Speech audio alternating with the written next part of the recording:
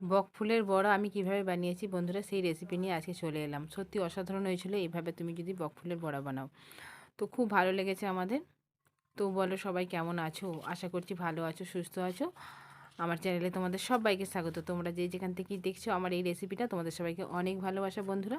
তো বন্ধুরা দেখো আজকে বক ফুলের বড়া আমি কিভাবে বানাবো সেই রেসিপি নিয়ে আজকে চলে এলাম। তো আমার বর দেখো বাজার থেকে বক ফুল কিনে নিয়ে এসেছে। তো আমার তো খুব আনন্দ, মানে বড়া খাবো।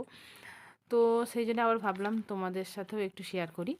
তো দেখো বক ফুলগুলোকে নিয়ে আমি বসেছি, মানে ভেতরে যে কাটি কাটিগুলো আছে না, সেগুলো আগে বের করতে হয়। বের করে তারপরে এটাকে আমি বড়া করব।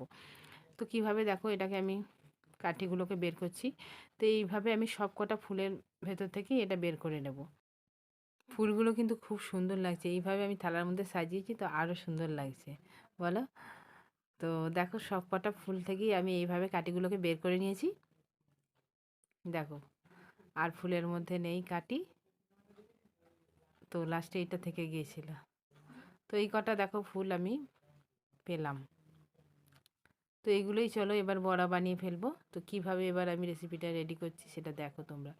তো প্রথমে দেখো এটাকে আমি একটু ছোট ছোট করে কুচাতে হবে মুঠির মধ্যে। দেখো আমি এটাকে ছোট ছোট করে সব কটা ফুল কেটে নেব, মানে ওইভাবে বড় বড় যে যেমন পারে, মানে গোটা ফুলও মানে মানে অনেকে পকোড়া বানিয়ে খায়।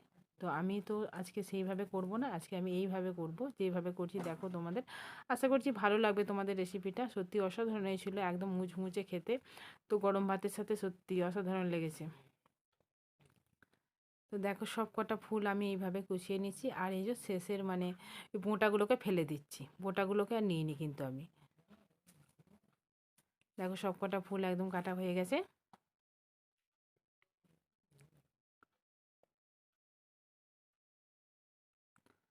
তো দেখো যেগুলো নিচে পড়েছিল সেগুলো আমি তুলে নিচ্ছি। তারপরে দেখো ভালো করে হাতে করে ডগরে ডগরে ফুলগুলোকে ধুয়ে নিচ্ছি।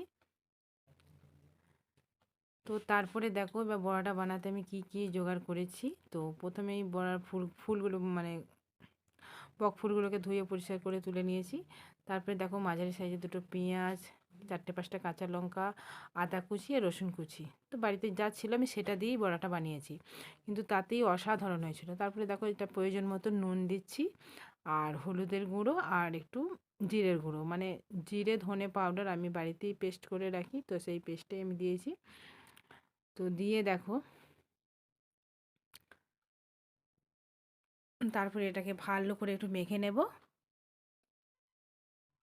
একটু অনেকক্ষণ ধরে মাখতে হবে, কারণ নুনের মানে জলটা যাতে পেঁয়াজের মানে গা থেকে যাতে বেরোয়।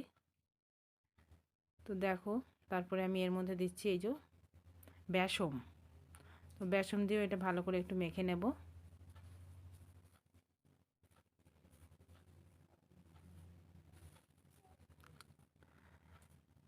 তো তারপরে দেখো ফুলগুলোকেও এর মধ্যে দিয়ে ভালো করে একদম মেখে নিতে হবে। একটু অনেকক্ষণ ধরেই মাখতে হবে, কারণ শুকনো শুকনো মানে বেশি ভেজা ভেজা করব না।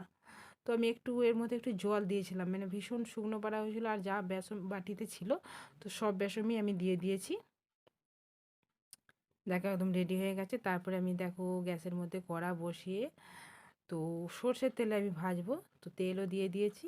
এখন গরমের অপেক্ষা করছি, মানে তেলটা গরমের অপেক্ষা করছি, গরম হলেই তারপরে বড়াগুলো দেব। তো বন্ধুরা দেখো আমার তেল গরম হয়ে গেছে, ধোঁয়া উঠছে। তো এরপরে আমি দেখো একে একে বড়াগুলো কিভাবে দিয়ে দিচ্ছি। কিন্তু খেতে খুব সুন্দর হয়েছিল, এত মুচমুচে হয়েছিল যে কি বলবো তোমাদেরকে। আমার ছেলেরা তো খেতে চায় না বড়ার মানে এমনি শুধু তুমি যদি বক ফুলের বড়া করো তুমি, আমার ছেলেরা কিন্তু খাবে না। কিন্তু এইভাবে আমি আদা রসুন পেঁয়াজ টিয়াজ যে করেছি বলে আমার ছেলেদের খুব ভালো লেগেছে, তো খেয়েওছে ওরা দু ভাই, জানো। আর তোমাদের কিন্তু অবশ্যই তোমরা কিন্তু জানিও আমার বক ফুলের বড়াটা কেমন হয়েছে রেসিপিটা।